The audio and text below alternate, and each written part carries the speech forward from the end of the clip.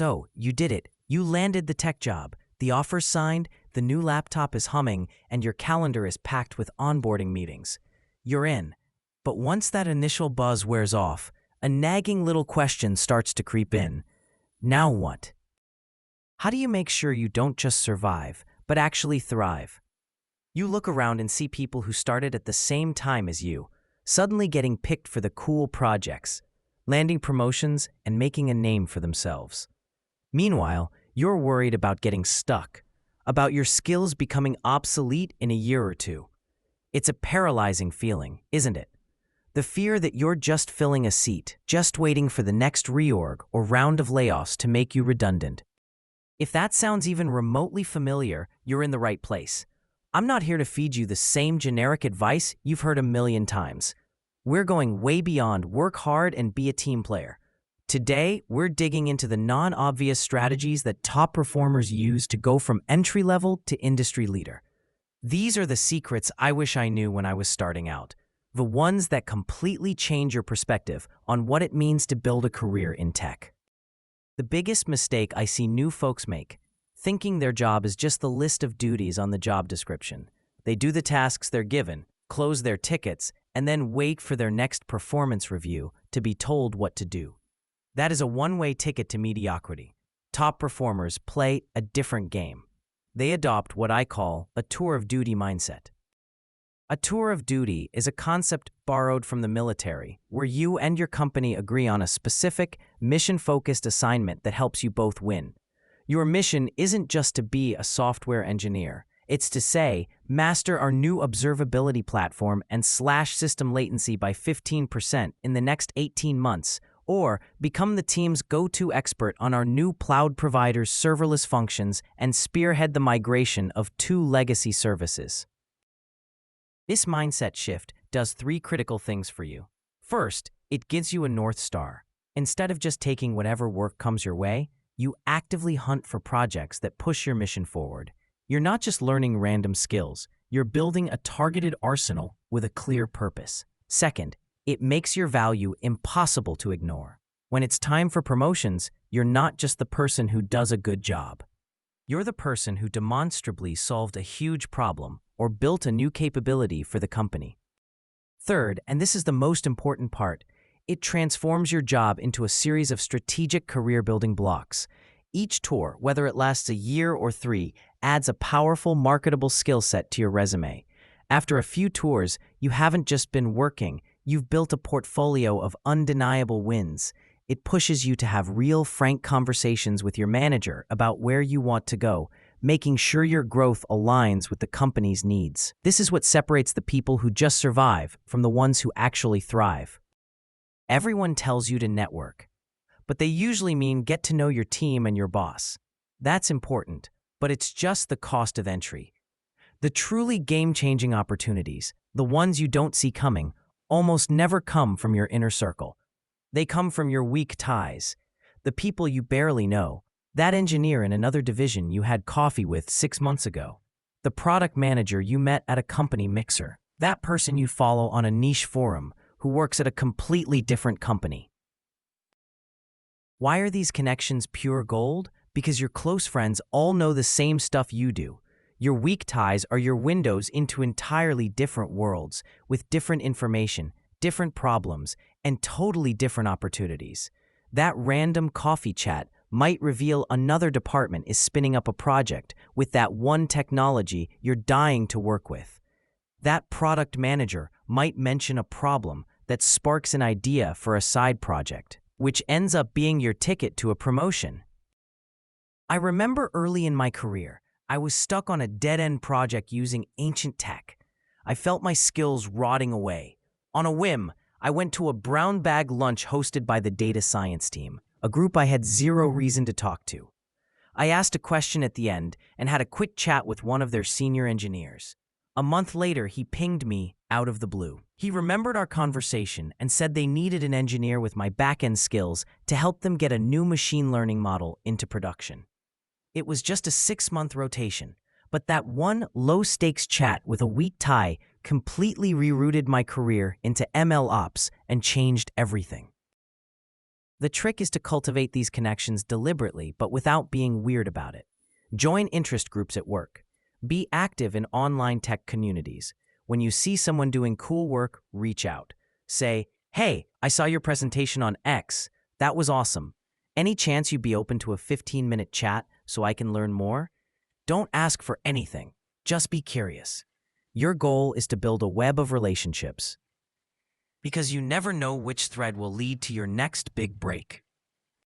In tech today, being a generalist is fine, but it's also a fast track to becoming replaceable. Experts are indispensable.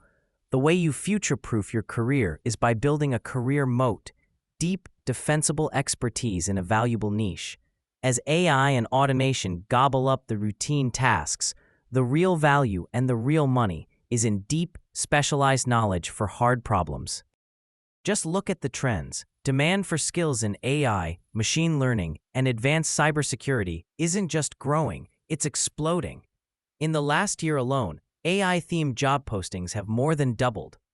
But you have to dig deeper. It's not just about knowing AI. It's specializing in something like AI ethics, prompt engineering, or building with specific large language models. It's not just cybersecurity. It's ethical hacking or multi-cloud security. These are the skills companies are desperately hunting for and are willing to pay a massive premium for.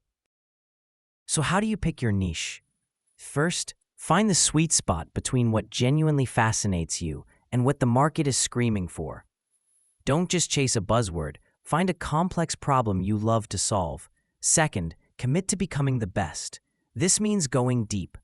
Get targeted certifications that actually mean something, like an AWS Certified Solutions Architect or a CISSP. Build projects, write articles, contribute to open source in that specific area. The goal is simple. When a recruiter has a problem in your niche, your name should be one of the first that pops into their head. This is what it means to be T-shaped, broad knowledge everywhere, with a deep, undeniable expertise in one area. All right, quick break. If you're picking up what I'm putting down, you should definitely subscribe to my weekly newsletter. We go even deeper into actionable career advice, breaking down industry trends and sharing insights I don't share anywhere else. The link is in the description. It's free, and it's designed to give you that unfair advantage. We're always told to climb the career ladder, right? The truth is, modern careers look less like a ladder and more like a series of strategic pivots. Too many people wait until they're miserable or their job is on the chopping block to think about what's next. That's reactive and incredibly risky. The smartest people I know are always prototyping their next career move in a safe, low-risk way. What does that actually look like? It means doing a personal skills audit every 6 months. Where are you strong? Where are the gaps between you and the roles you want in 3 years? The World Economic Forum has highlighted that jobs in AI, big data, and sustainability are growing rapidly. If your current role gives you zero exposure to those, you need to build a bridge. This doesn't mean quitting your job to go back to school. Leverage where you are now. Ask your manager if you can shadow someone on a project that interests you for a few hours a week. Volunteer for a cross-functional team. Pick up a small freelance gig on the side to test drive a new skill like data analytics. These experiments let you gain real experience, build new connections, and see if you actually like the work, all without risking your income. It's also about reframing the experience you already have. So many people feel trapped by their job history, but skills like project management, solving complex problems, and clear communication are gold, and they transfer everywhere. You have to consciously rebrand yourself by showing how those core skills apply to new, in-demand areas.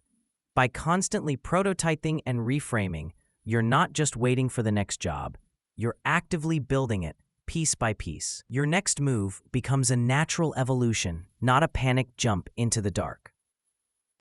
Let's be honest. Hearing "build your personal brand" is enough to make most of us cringe. It conjures up images of cheesy LinkedIn posts and hustle culture nonsense. So let's scrap that. A powerful brand isn't something you create with clever posts. It's the byproduct of doing great work and sharing it with the right people. Your brand is simply the answer to the question, what's it like to work with this person, and what problems can they solve? The best way to build this brand is to make your work visible. Did you just spend a month wrestling with a new database? Write a blog post about the challenges, the workarounds you discovered, and what you learned. Post it on Medium, your company's internal blog, or your own site. Did you build a clever script that solved a team headache? Clean it up, document it, and throw it on GitHub. Then, go where the people who care about this stuff hang out. Share your article on a relevant subreddit or a niche forum, not to brag, but to start a conversation. Ask for feedback. Answer other people's questions. This builds rock-solid credibility because you're known not for what you say you can do, but for what you've proven you can do. This is how you build a reputation that walks into the room before you do. Recruiters and hiring managers are actively looking for these signals. They don't just want a resume, they want proof. When you consistently put valuable work out into the world, your brand builds itself. Opportunities find you because your work has already done the talking. Okay, this last secret is going to sound a little dark at first, but I promise you, it's the most empowering one of all. In an industry where AI is expected to transform millions of jobs and change is the only constant, you have to operate as if your job has an expiration date. This isn't about paranoia, it's about preparation. It's about building a career so resilient that no single layoff, reorg, or canceled project can take you down. This is proactive redundancy planning. It's built on 3 pillars. First, skills redundancy. You should always be learning the skills for your next job, not just your current one. Focus on high-growth areas and skills that are hard for AI to replicate, like creative problem-solving, strategic thinking, and complex systems design. The goal is that if your role vanished tomorrow, your skill set would still be in scorching hot demand. Second, network redundancy. Your professional network is your ultimate safety net. This brings us back to those weak ties. Constantly and authentically nurture your relationships across the industry, not just when you need a job. A strong, diverse network is your early warning system for industry shifts and your #1 source of new opportunities. The third and final pillar, financial redundancy.